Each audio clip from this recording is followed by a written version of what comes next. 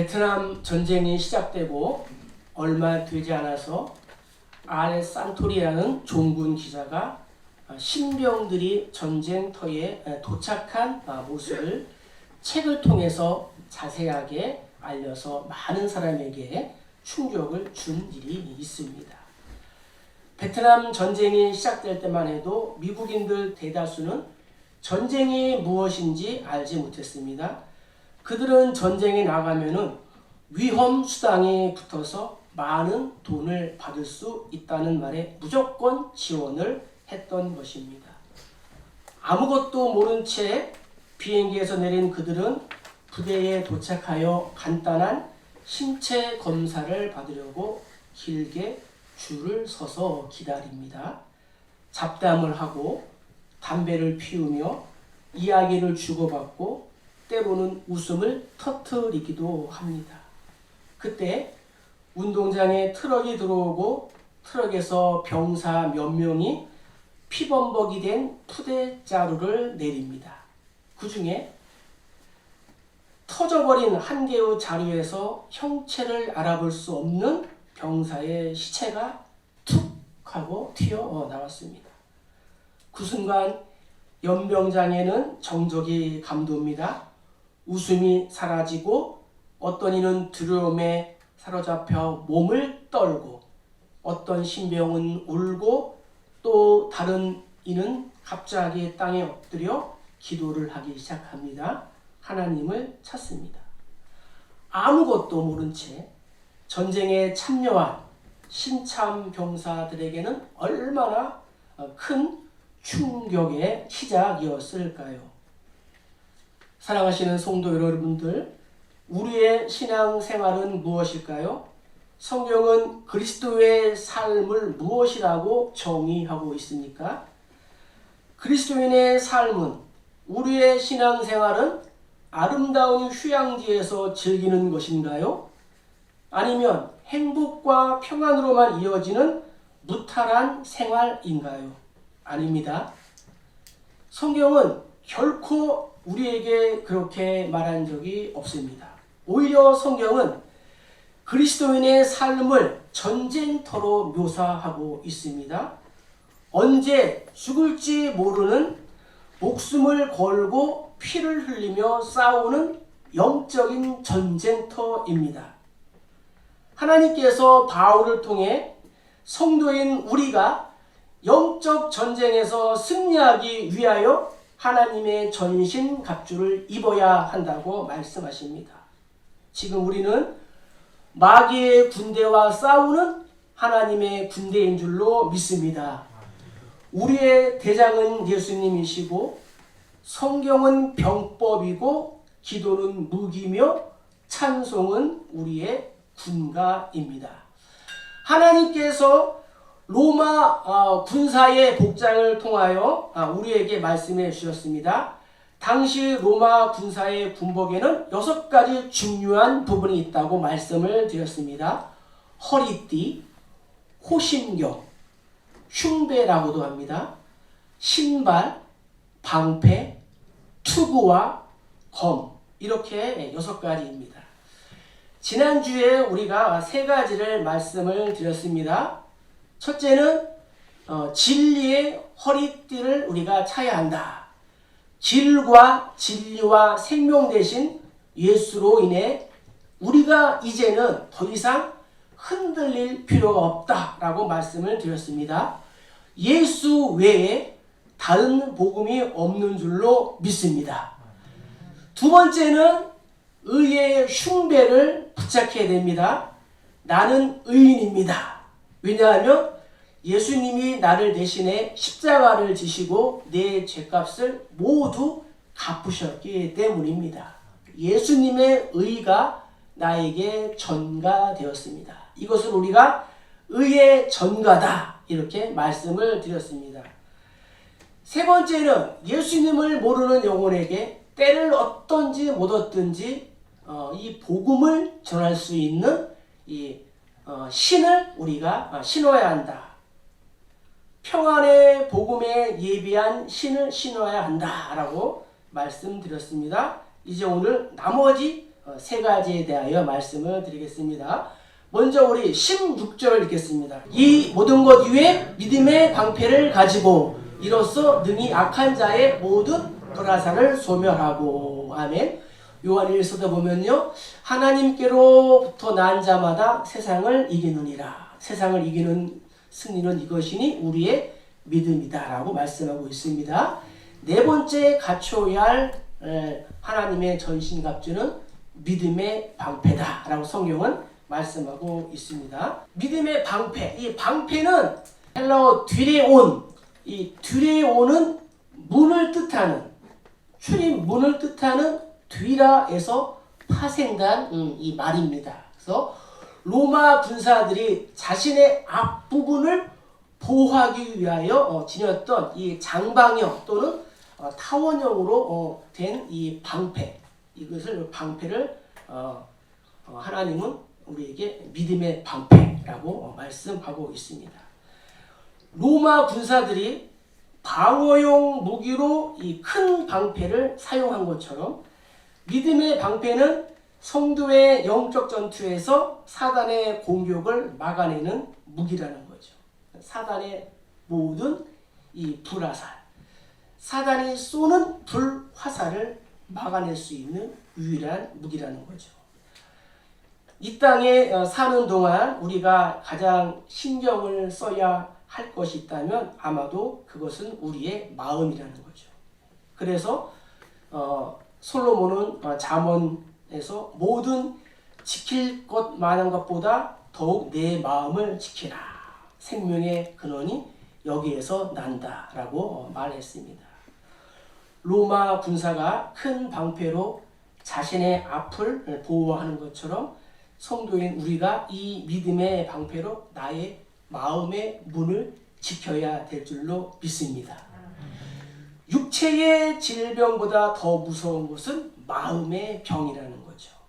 육체의 질병은 나에게 직접적인 고통을 주기도 하지만 사실 마음의 고통이 우리 인생을 더욱 힘들게 만들고 있습니다. 그런데 문제는 마음이 이렇게 중요하다라는 것을 알고 있지만 내 뜻대로 다스릴 수가 없다는 것입니다. 분명히 내 마음인데 내가 원하는 대로 이끌 수가 없습니다. 내 뜻대로 움직일 수만 있다면 얼마나 좋을까요? 그러나 현실은 그렇지가 않다는 것입니다.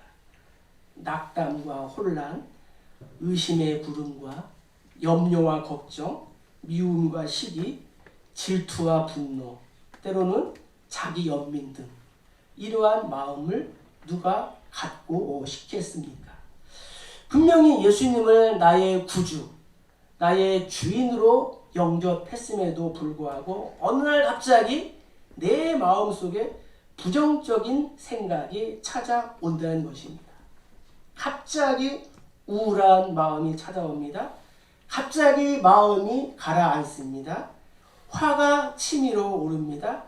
가까운 사람에게, 하물며 이제는 반려동물에게까지도 내가 화풀이를 합니다.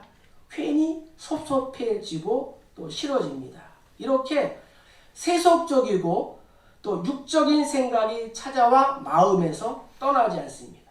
그래서 관계가 깨어지고 고통을 받고 있습니다. 그런데 가만히 또 따지고 보면은 그렇게 큰 이유도 없습니다. 성도인 우리는 이 믿음의 방패로 사단의 온갖 여러 가지 거짓과 섭섭함과 미움과 의심과 낙심과 불안, 공포, 질병 이러한 것들을 막아내야 될 줄로 믿습니다. 사탄이 쏘는 이 사망의 불화살을 믿음의 방패로 막아내기를 주의 이름으로 축복합니다.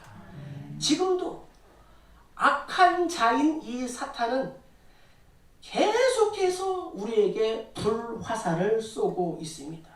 우리의 인격과 마음을 향해서 부정적인 생각, 나쁜 생각을 주입시키고 있습니다.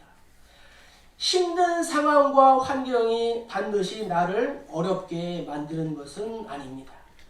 질병이 있다고 해서 반드시 낙심이 드는 것도 아닙니다.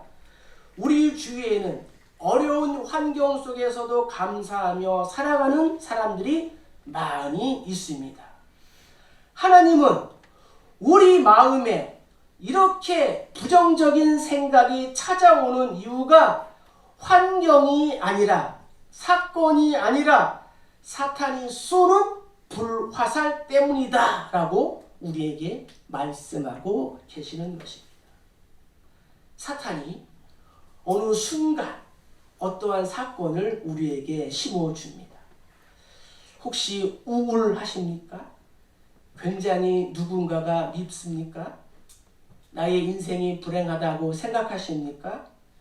자신이 무가치하다고 느껴집니까? 세속적인 생각에 시달리고 있습니까? 그것은 우연이 아니라는 거예요. 괜히 일어나는 생각이 아니라는 거예요. 그것은 사탄이 나의 마음에 불화살을 쏘고 있는 증거예요.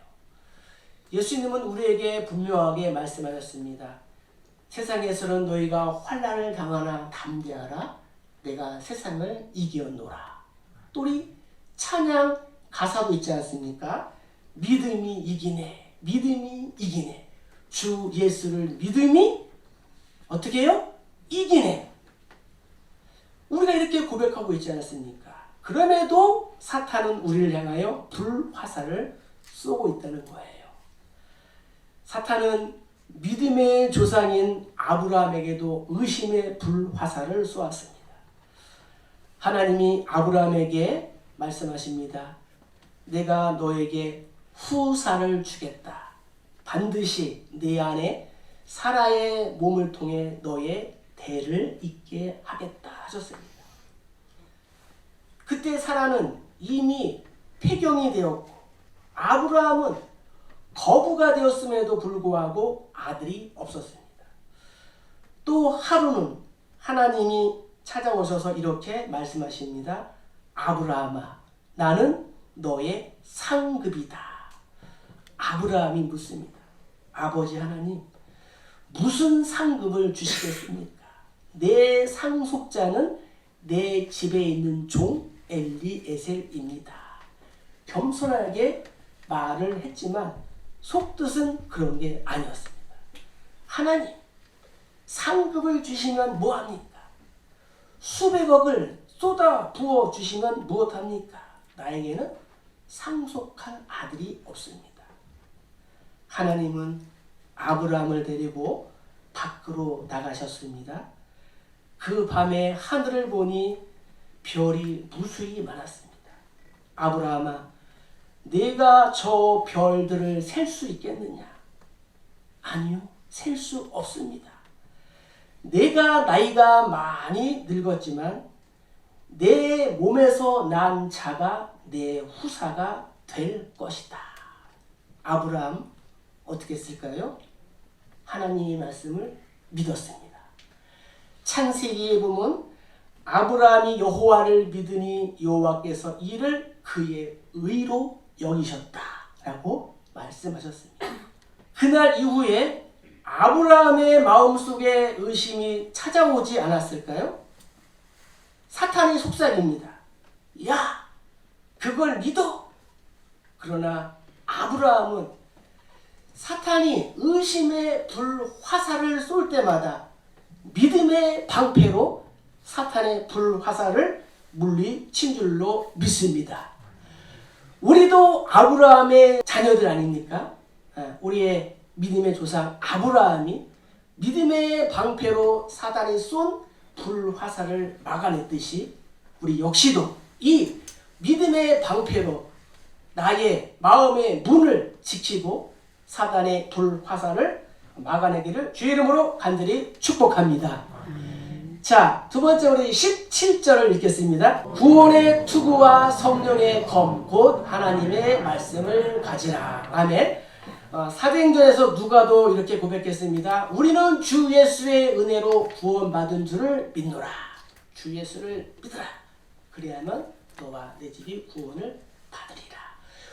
우리에게 주신 또 다른 하나님의 전신갑주는 구원의 투구라는 거죠. 구원의 투구, 이 투구는 헬라어로 페리카팔라이어. 자, 우리의 이 머리를 보호하는 기구라는 거죠. 가죽 그리고 노쇠로 이렇게 구성이 되어 있습니다. 자, 구원의 투구는 무엇일까요? 구원의 투구는 구원의 확신을 말합니다. 또 구원의 소망을 의미하고 있습니다. 우리가 예수를 믿고 또 구원의 확신이 없으면 골치 아픕니다. 천국에 가기가 쉽지 않습니다. 이 투구는 군사들의 머리에 쓰는 거죠. 이것은 우리의 생각을 말씀하시는 겁니다. 예수님께서 제자들에게 요나의 표적 외에는 너희에게 보일 것이 없다 말씀하신 것처럼 십자가를 지고 이제 죽으러 가십니다. 자칭 의인이라고 말하는 바리새인, 사두개인, 서기관들의 손에 의하여 스스로 죽임을 당하게 되시는 거죠. 이 말을 들은 베드로가 항변을 합니다. 주여, 그리 마옵소서. 이 일이 결코 죽게 일어나지 않을 겁니다. 예수님은 하나님의 일을 말씀하시는데 베드로는 사람의 일을 생각하고 말하고 있습니다. 요즘 우리 사회에는 수많은 갈등들이 있습니다. 보수와 개혁의 갈등, 여와 야의 갈등, 계층 간의 갈등, 노사 간의 갈등, 또 개인과 개인 사이에도 여러 견해 차이와 갈등이 있습니다. 우리의 자녀들이 계약을 했죠. 선생님과 또 우리 자녀들의 갈등이고 또 친구들과의 이러한 보이지 않는 갈등이 있다는 거죠.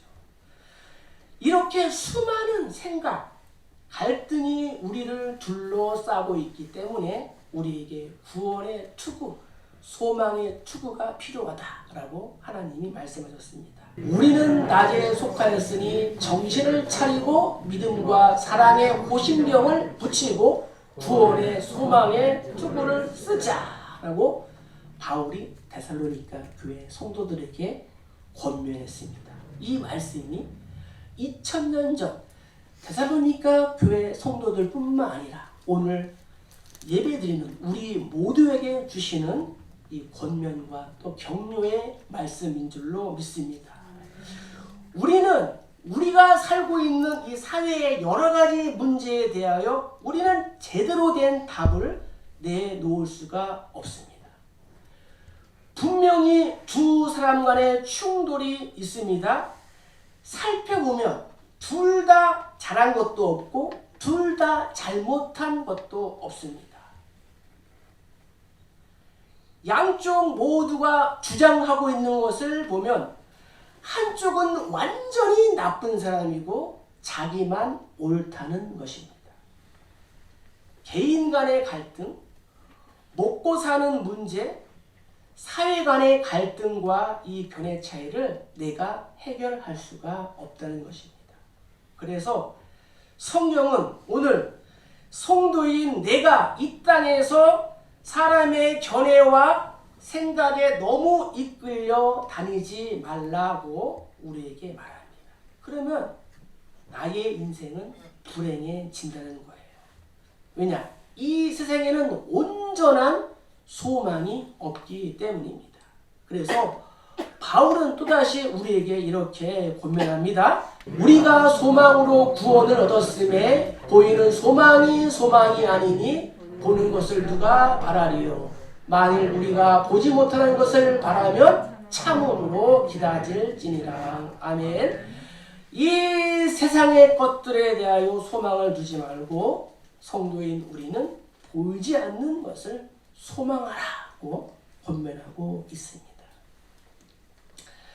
튀르기야, 시리아의 지진처럼 이 세상은 불안합니다.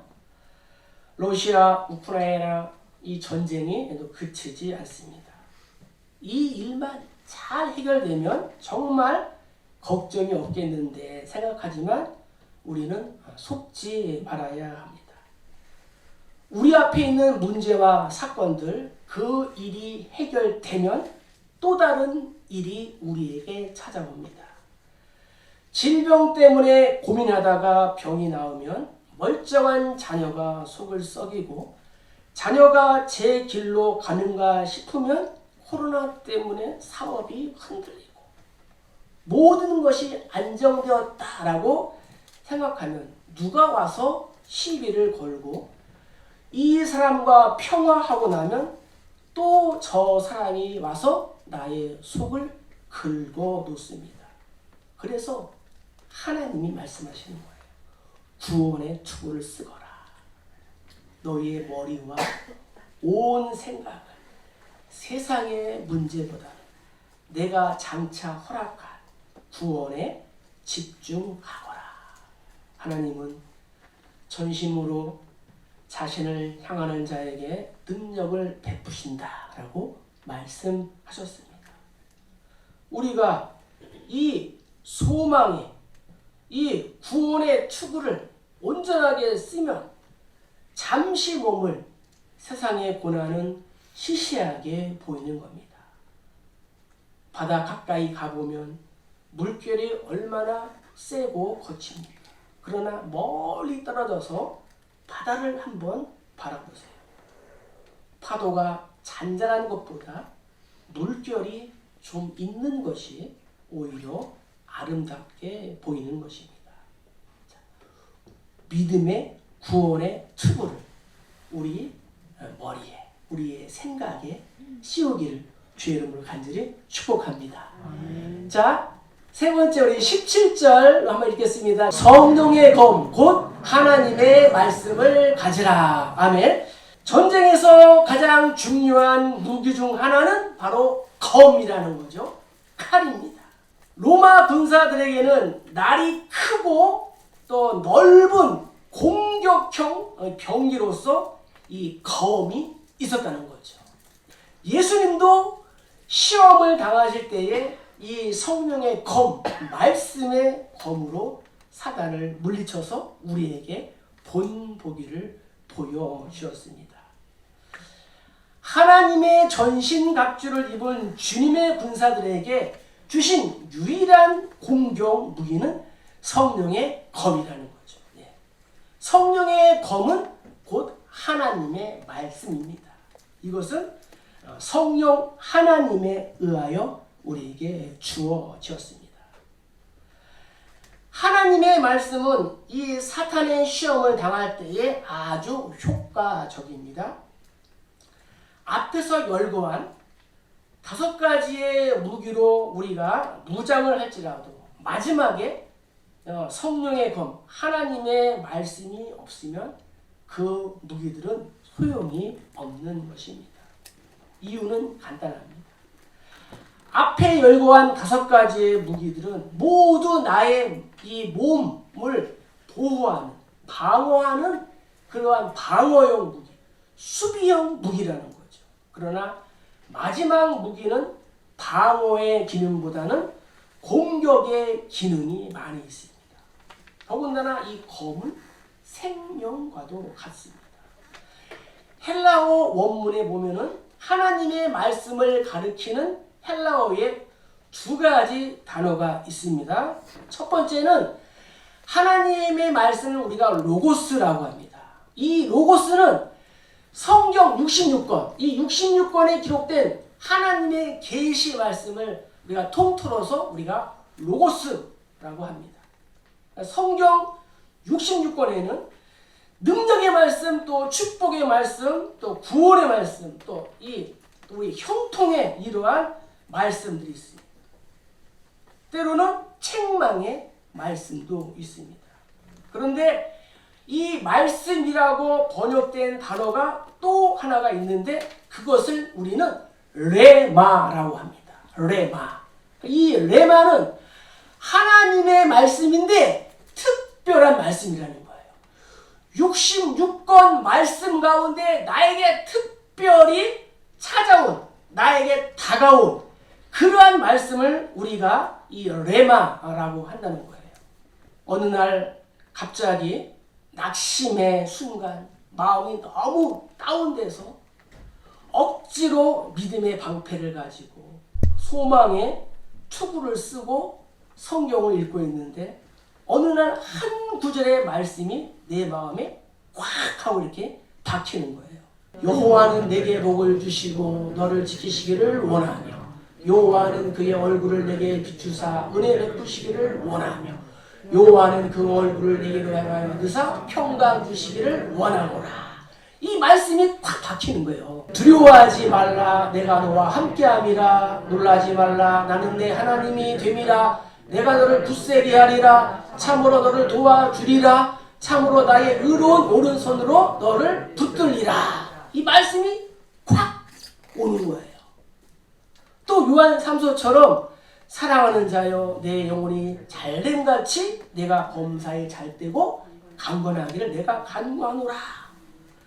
이러한 말씀들은 하나님이 모세와 여호수아와 이 요한에게 주신 말씀이 아니라 바로 누구에게? 나에게 주신 말씀이라는 거예요. 예.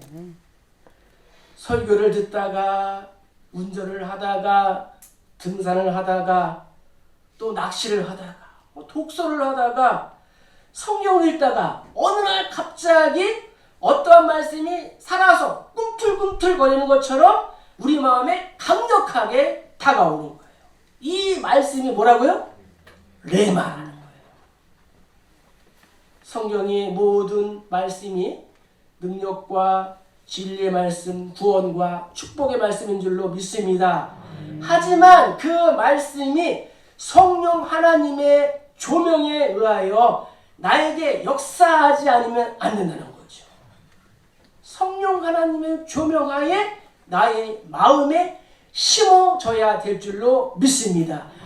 그래서 예수님은 마태복음 13장에 나오는 밭의 비유를 통해서 말씀하시는데 여기에 놀라운 진리가 포함되어 있습니다. 자, 4가지 밭이 있죠. 길가에 떨어진 씨는 싹을 못 내고 죽습니다. 자갈밭에 떨어진 씨는 환난이나 박해 때문에 죽습니다. 가시밭에 떨어진 씨는 세상의 염려와 재물의 유혹 때문에 자라다가 죽었습니다. 그런데 여기에서 나오는 이 어떠한 씨는 무엇이에요? 씨는 하나님의 말씀이라는 거예요. 자, 하나님의 말씀이 어떠한 환경, 어떠한 사건에서는 죽는다 라고 말씀하고 있는 거예요. 여러분 놀랍지 않습니까? 그래서 오늘 하나님은 우리에게 말씀하시는 거예요. 우리 마음에, 내 마음에 역사하는 이 레마의 말씀이 필요하다라고 오늘 우리에게 말씀하고 있습니다. 나의 마음밭이 좋은 땅, 옥토가 되어야 할 줄로 믿습니다. 그리하면 새들이 와서 잠시 쉬었다가 갑니다. 사람들에게 기쁨과 즐거움을 주게 됩니다. 또 아름다운 열매를 맺게 되는 것입니다. 좋은 땅에 뿌려졌다는 것은 말씀을 듣고 깨닫는 자니 결실하여 어떤 것은 100배, 어떤 것은 60배, 어떤 것은 30배가 되었다라고 예수님께서 말씀하셨어요. 옥토에 떨어진 씨는 살아남은 거예요. 말씀을 마칩니다. 우리는 예배 때마다 성경을 읽을 때마다 매 순간 하나님 나는 갈급합니다. 하나님 저에게 말씀을 주세요. 라는 거룩한 이 구원의 소망이 있어야 될 줄로 믿습니다. 성령의 검을 소유할 때, 이 레마의 말씀을 소유할 때에 하나님은 나의 마음과 나의 생각과 나의 환경을 고치십니다. 나의 관절과 골수를 찔러 쪼갤 만큼 강력한 말씀으로 나의 인격을 변화시키고 나의 모든 문제를 해결하는 줄로 믿습니다. 기록한 말씀이 나에게 적용되는 이 레마 형통의 이러한 말씀이 되어서 우리가 풍성하고 형통한 삶을 살아야 될 줄로 믿습니다. 자, 진리의 허리띠로 우리가 나의 마음을 꽉 채우는 거예요. 예수의 외에 다른 복음이 없다. 의의 호심경, 의의 흉배라고 그랬어요. 이것을 또 붙이는 거죠. 평안의 복음의 신, 항상 복음을 전할 준비를 우리가 갖추고 믿음의 방패로 사단의 온갖 불화살을 막아내고 구원의 투구를 쓰고 구원의 소망의 확신을 가지고 이 성령의 검, 로고스 말씀이 레마의 말씀, 이 6가지로 우리가 무장하여 마귀의 온갖 관계를 대적하고 또 승리해서 형통한 삶을 살아가는 우리 모두 다 되시기를 주의 이름으로 간절히 축복합니다. 축복합니다.